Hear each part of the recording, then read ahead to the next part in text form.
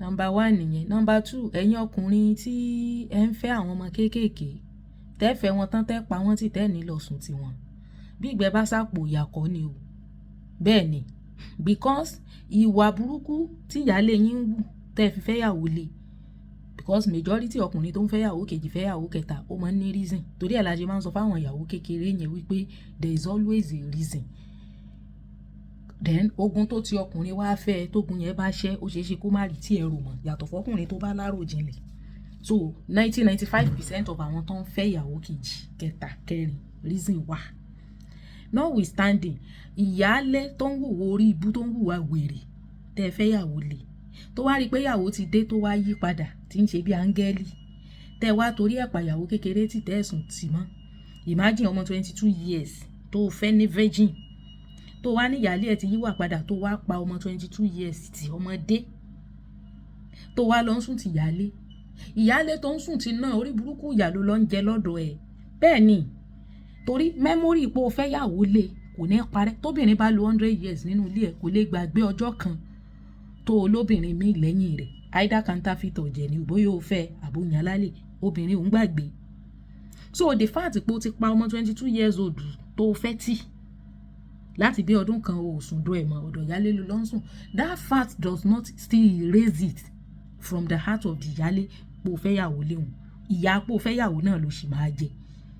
Kẹ́ ẹ tètè kẹ́ ẹ jẹ́ kó rí yín ó pé tó o bá ti mọ̀ pé o lè strike balance wàá lọ jòkó sọ́dọ̀ ìyálé wàá ní ìyálé ẹ̀ kan ti yíwà padà wàá wá pa ọmọ kékeré tì. Abẹ́tà kò stick pẹ̀lú ìyálé tó fẹ́ pa ẹ́. Bẹ́ẹ̀ tó bá feel pé ọ̀dọ̀ ìyàwó kékeré náà lọ́jọ́ kò sí wàá wá máa pretend bí ẹni pé wọ́n fi oògùn orí ibú kan fà ẹ́ lọ síbì kan ni. Àwọn àmọ́ pretend bí ẹni pé oògùn kan náà fi fà ẹ́ jókòó síbẹ̀ tó fi lọ rántí ilé lọ́hùn mọ́. Abẹ́tà kò stick sẹ́yọ kan. Unfortunately torí ọjọ́ iwájú torí ọjọ́ alẹ́ tẹ́lẹ̀ ń fẹ́ yàwó kékeré ọ̀pọ̀lọpọ̀ yín tẹ́ bá maintain kẹ́ strike balance ìyà multiply by 2 lẹ́ máa padà jẹ. So abẹ́tà kẹ́ tètè maintain kẹ́ strike balance ibi tí capacity yín bá gbé kẹ́ ṣe. Ṣùgbọ́n pé ló wá pa ọmọ 22 years old ló pátì nítorí pé oníyàlé ẹ̀ yíwà padà. Ìyálé tó yíwà padà náà ó náà fẹ́ lẹ́lẹ́yọ̀rọ̀ lọ ni ìwà tó yí padà ní ìsìn ìgbà tó mọ̀ pé òun níwà rẹ̀ lọ́wọ́ kí lé tí ò wùwà yẹn kó tó fẹ́ yàwó lé. Jọ kí lé tí if that ìwà actually come directly from her heart tó bá jẹ́ pé ó ti inú wá ìwà gidi tí ń wù ní ìsìn ìdénú ẹ̀ kí lé tí ò wùwà òun kó tó fẹ́ yàwó. Ó ṣe jẹ́ pé nígbà tí yàwó kékeré dé ló tó ṣẹ̀ṣẹ̀ wà yíwà padà. Ó ti mọ̀ pé wà ọmọ mọ̀ ń wù kọ́ lè pa ọmọ kékeré ntì ni bó o sì pọ̀ ọmọ ntì kọ́dà kọ́ ọkọ̀ lẹ́gàn ọkọ̀ ọmọ nílẹ̀ ọ̀fìṣíálì kó rí dáadáa ó rí padà kó lóòfẹ́ mọ́ gan ìyáálé sì máa fìyà jẹ wọn ìlẹ́mìí ìdáríjì especially àwọn Christian wives yẹn they know they get forgiving spirit àwọn ni wọ́n máa ń ní feeling of entitlement. So mọ́ ṣe orí burúkú tó bá mọ̀ pé yà ló fẹ́ jẹ dáyà ẹ jẹ má fi ìyà jọ ọmọ 22 years old tó fẹ́ lọ́ọ̀kọ́lẹ̀ ọ̀fìṣíálì toró o fẹ́ ní ṣùlọ́kà ni kọ́lẹ̀ ọ̀fìṣálì kò máa bá tiẹ̀ lọ sì tètè mọ̀ pé bó o bá ṣe kọ́lẹ̀ ń ìyáálé tó padà sí lọ́dọ̀ náà yóò padà fìyà jẹ ọ́ kò ní í dárí jìn ọ́. The fact pé o ti kọ̀ yẹn lẹ̀ mẹ́mórì ẹ̀ ó sì máa wà nínú ọkàn ìyá pé o fẹ́yàwó mi náà ló sì jẹ́ the only thing tó lè reduce ìyà tó bá tọ́ jẹ ni pé kó maintain méjèèjì pọ̀. Bàbá onígbìndénú despite pé ìyàwó mẹ́rin ló fẹ́ ó sì fi mẹ́ta tẹ̀yìn ó fi kẹ́ ìyálé gbogbo dọ́kúmẹ́ǹtì ilé ọwọ́ ìyálé ló wà ṣé ìyálé yẹn torí ẹ̀ dáríjì ń gbọ́ òkú gan ó tún lọ wó òkú ẹ̀ ó tún lọ dà sáàtàn. Yes, so the fact pé o fi kan kẹ́kan o pa kan tì fún kan kò túmọ̀ sí pé ètò lọ́nsùn tìyẹn náà yóò rojú rere ẹ̀ o ò lè rojú rere ẹ̀.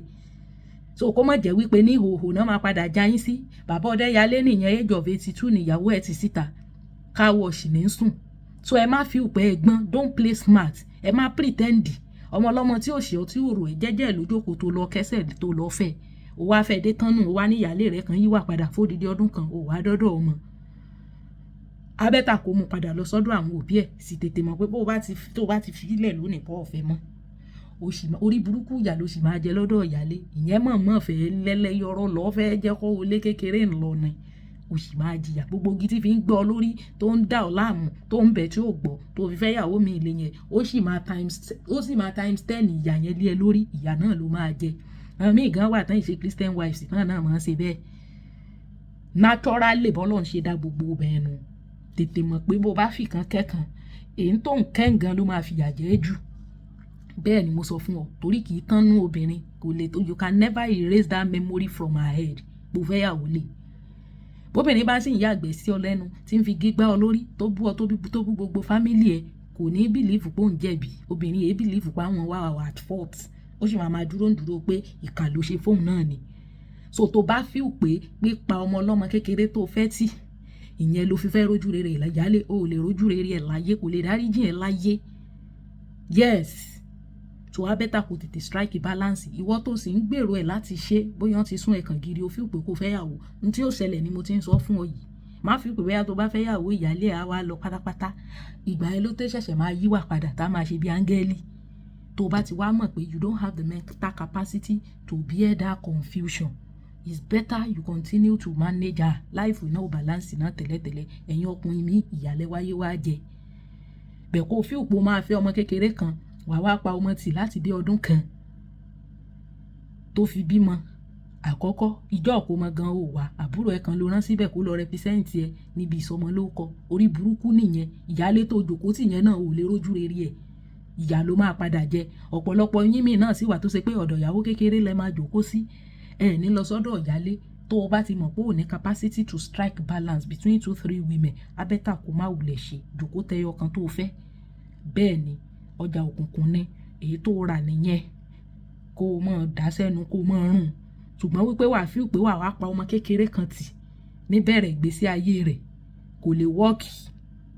Àwọn ìyálé tẹ́ lọ jòkó tí wọ́n rí burúkú ìyá náà lẹ́pọ̀n máa padà jẹ lọ́wọ́ wọn. So bó ṣe jẹ́ nìyẹn. Tó o bá ti ní agbára, tó o ní capacity to strike balance, o ò lè fẹ́ yàwó at least 7 days make 1 week. Láàárín ọ̀sẹ̀ ó ti ẹ̀sẹ̀ ẹ̀mẹ́ta ẹ̀mẹ́rin ó yọjú síbẹ̀. Àbẹ́ ẹ̀mẹ́ta kó yọjú síbẹ̀ kó rí ọ. Káwọn ará àdúgbò náà mọ̀ pé ọmọbìnrin yìí ó lọ́kọ. Ṣùgbọ́n pé o wá, o pè, o gbé kọ́ọ̀lù. Ìyẹn kọ́ ni criteria tán fi ń mọ ọkùnrin gidi o. Bẹ́ẹ̀ ni ìyálé ò sì lè torí ẹ̀ rí ọ bí èèyàn gidi. The fact pé ó ti mọ̀ pé ó fẹ́ yàwó mi yẹn kò sí pẹ́pẹ́ fúrú kankan tó fẹ́ ṣe tó fẹ́ dénú ẹ̀ mọ́. So gbogbo rádaràda tó pọ́mọ ọlọ́mọ tì yẹn kò lè work out. Tán tó ń pè ẹ́ tó ò gbé mọ́ tó ń ṣe bí olórí burúkú yẹn, it cannot work out. Gbogbo ẹbí pè ẹ́, gbogbo family pè ẹ́, o wá ń pretend bẹ́ẹ̀ pé oògùn kan ló fi fẹ́ ẹ tẹ́lẹ̀, káyámátá kan ló fi fẹ́, kò sí káyámátá ń bì kankan. Tó bá ti mọ̀ wípé o ò fẹ́ mọ́ mú lọ lé wọn dángájíá kọ́ lọ rèé fílẹ̀, tètè mọ̀ pé bọ́ọ̀ bá ti kọ́ lẹ́ ọ̀fíṣálé, orí burúkú ìyá ló ń jẹ lọ́dọ̀ ìyálé tó padà sí torí ò lè dárí jàn. Mẹ́mórì ẹ̀ ò lè erase bọ́ fẹ́ yàwó lè. Gbogbo ẹ̀yin tẹ̀sí ń ṣe bẹ́ẹ̀ kẹ́ yíwà padà. Tó bá dẹ̀ ń gbèrò àti ṣe, abẹ́tà kò change mind ẹ̀. Torí bá ti ń fẹ́ yàwó kejì wọlé báyìí, ìyálé ò yíwà padà ni. Gbogbo ń tẹ́ ti ń bẹ̀ tẹ́ ti ń fọlọ́run bá nàbí kò ṣe tẹ́lẹ̀. Yọ̀wà ẹ̀ mọ̀ ṣe lódì. Kò sọ́kùnrin tí ò ní wà confused. Àfi tó bá ti stand on his feet tó mọ̀ pé eléyìí change yìí ò dènú ẹ̀. Ọkàn wulẹ̀ change lórí rọ́ọ̀nì. Kó maintain balance. Ṣùgbọ́n tó bá ti jẹ́ kó fa ojú ẹ̀ kúrò lọ́dọ̀ kékeré àbí kí kékeré fa ojú ẹ̀ kúrò lọ́dọ̀ tàgbà. Àfi tí ìyálé bá lòun ò fẹ́ rí ọmọ tó ní ọmọ lọ yányán òun ní ìdí ẹ mọ́, ìyẹn wà òkè. Ṣùgbọ́n ẹni tí ì ṣe pé òun lòun ò fẹ́ rí ẹ mọ́ tó wá pátì tó wá ní kékeré ọ̀dọ̀ rẹ̀ nìkan lọ wá di Mario síbẹ̀. O wá ń pretend bẹ́ẹ̀ pé oògùn kan náà fi dì ẹ́ mọ́ bí kan. Manipulation ẹ̀yin ọkùnrin ti pọ̀jù. Ẹ̀yin gan lẹ̀ ń dá ogun àti ọ̀tẹ̀ kalẹ̀ láàárín àwọn obìnrin tẹ́lẹ̀ fẹ́. Ẹ̀yin lẹ̀ ń dá ogun kalẹ̀. Tó bá ti mọ̀ pé okó ẹ̀ ò ṣiṣẹ́, okó ẹ̀ ò lè ka obìnrin méjì. Abẹ́tà kò jòkó whichever way ìyà tí ìyálé bá fi ń jẹ́ jó mọ́ fi jẹ́ ẹ lọ. Yes. Jọ́kan náà lè ní òkú. Bàbá Buhari tó ṣe president ní ẹ kú lánàá. So wá ní pé kínní. Nígbà èèyàn bá kú náà gbogbo ẹ̀ tán. Ṣùgbọ́n pé kó o pa ọmọ ọlọ́mọ ti at the age of 22 kò lè wọ́ọ̀kì o. Kò lè wọ́ọ̀kì. Ẹlẹ́dàá ọmọ òun fìyà jí ọ. Ìwọ tó sì wá rojọ́ ọlá bíbí yìí pé kínní kan ṣe bó ti mọ̀ kó tó fẹ́ gbá kan àwo kan. Gbogbo ẹ̀yin tẹ́ jẹ́ single mother, tẹ́ jẹ́ àwọn tẹ́ mọ́ ń ṣèyàwó kékeré. Ǹjẹ́ ti ṣàlàyé bí àwọn ọkùnrin bí wọ́n ṣe máa ń dà yín láàmú tó kó tó di pé ẹ fẹ́ wọn. Ọkùnrin ló kẹ́sẹ̀ lẹ́sẹ̀ wá fẹ́ ṣe bó mọ̀ pé òun níyàwó tẹ́lẹ̀ kó tó fẹ́. Òun ò mọ̀ tójú ẹ̀ kò nú ilé rẹ̀ kó tó bọ́ síta wá fẹ́ yàwó. So ẹ má wulẹ̀ crucify ẹni kankan. Ọ̀pọ̀lọpọ̀ àwọn single mother tí wọ́n ń ṣe ìyàwó kejì ṣe ìyàwó kẹta, Sisi gan ti ń ṣe ìyàwó kejì ṣe ìyàwó kẹta ń sìn, Sisi tí ò bímọ rí. Àwọn ọkọ yín náà lọ ń bá wọn báwọn fẹ́ wọn. Kì í ṣe it's not the other way round. Ṣé you understand? torí ìgbà bá mọ́ gbé tí òkèlú ti sàlẹ̀ ní ìsìn lẹ́ni ayébẹ̀ náà ti mọ̀ kíní kan ìwọ tó jẹ́ ìyálé lónìí ó máa ń tó jẹ́ lọ́la jọ ó máa ń tó jọ bóyá ẹlẹ́ẹ̀kẹta ló jẹ́ lọ́la bóyá nǹkan kan bá ṣẹlẹ̀ tó jẹ́ pé you don't have the capacity to bear it so ẹjọ́ nítorí ọlọ́run ìwọ ọkùnrin ló ní fídíò yìí tó bá ti mọ̀ pé o fẹ́ ìyàwó tó jù kan lọ tètè strike balance if you cannot strike balance between them it's better you kúkú don't disturb yourself at all torí déwájú dẹjọ́ dẹ́yìn ìdásọ̀ ìyáálé tó padà sí lọ́dọ̀ yẹn orí burúkú ìyá ló lọ ń jẹ́ ń bẹ̀ o ọjọ́ alẹ́ tó torí ẹ̀fẹ́ ìyàwó ó máa padà bàjẹ́ yányán ni abẹ́ta kò mọ̀ fẹ́ ìyàwó kankan mọ́ kò fẹ́ kan ṣùgbọ́n tó ti gbéra fẹ́ kejì yẹn wàá pín oorun fún wọn wàá pín attention fún wọn ni tó o bá ti lè ṣe ẹ̀jọ̀kọ́ ẹ̀ nàmbà fẹ́ èsì nàmbà túláàsì.